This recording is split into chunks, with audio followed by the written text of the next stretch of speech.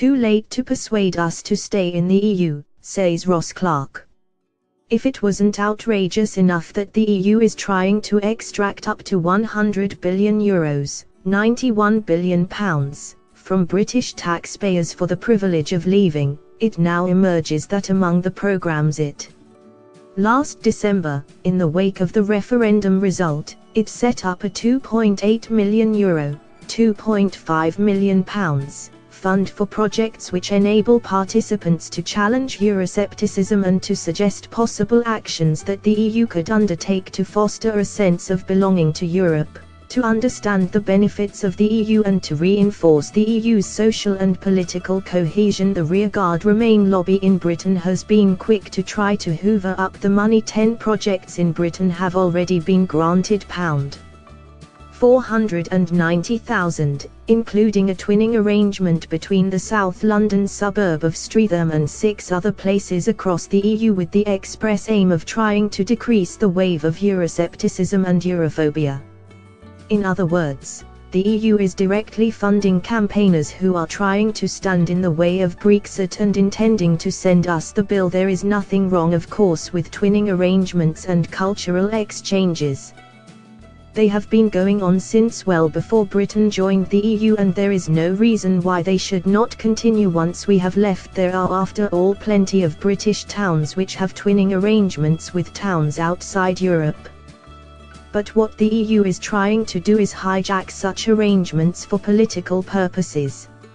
It is attempting to plant an association in our minds between pleasant trips to sup local wine in the Dordogne and membership of the EU to try to make us think we are putting it all at risk through Brexit. It wants to distract us from the real reasons why as a country we voted to leave the EU, its lack of democracy, its lack of regard for the sovereignty of its member states, and its boneheaded refusal to compromise its principles when things such as free movement and the single currency are not working well. How easily the EU could have persuaded Britain to vote to remain had it been prepared to make meaningful concessions when David Cameron set out to renegotiate the terms of our membership ahead of the referendum. They only had to win over an extra 2% of the UK population to swing the vote in favour of Remain. They could almost certainly have achieved that by establishing some sort of control on free movement so that the richer countries in northwestern Europe were not forced to pay welfare benefits to Eastern European job hunters from the moment they arrived. They could have done it by reforming EU institutions to ensure greater democracy, by respecting national sovereignty, by promising to stop the endless generation of legislation by an unelected European Commission on issues which ought to be decided at national level. Even the most ardent Remainers tend to go a bit wobbly when reminded of the tampon tax, the rules which prevent a British government from reducing to zero the rate of VAT on sanitary products, and many other things too.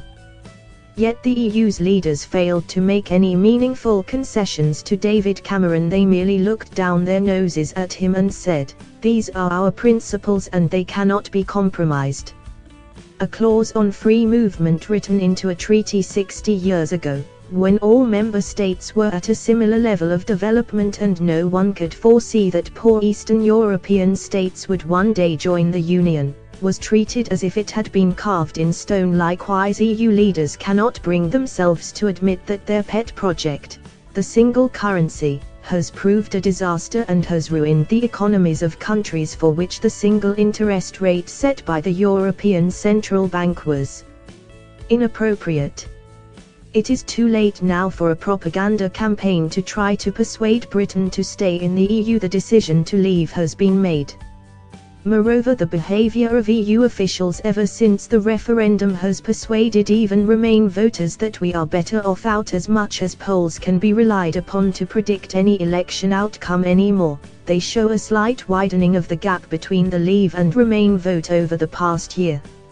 No wonder, Given the attitude with which the EU has started the withdrawal negotiations, its negotiators have presented David Davis and his team with a fantasy invoice and refused to talk about a trade deal until we agree to pay something they must know we are not going to do, and it is ridiculous the EU showering money on a campaign trying to spread positive images of itself when the reality is there for all to see.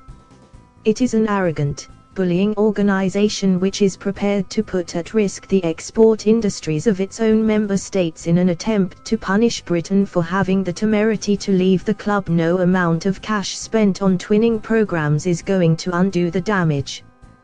The EU loves to claim European culture and civilization as its own, yet these things belong to the people of Europe, not to the pseudo and supranational government that is the EU. We will carry on being European and meeting, eating and drinking with other Europeans long after we have left the EU, and indeed long after the EU has ceased to exist. Thanks for watching. Please like, share and don't forget to subscribe English News Hub for new excited videos.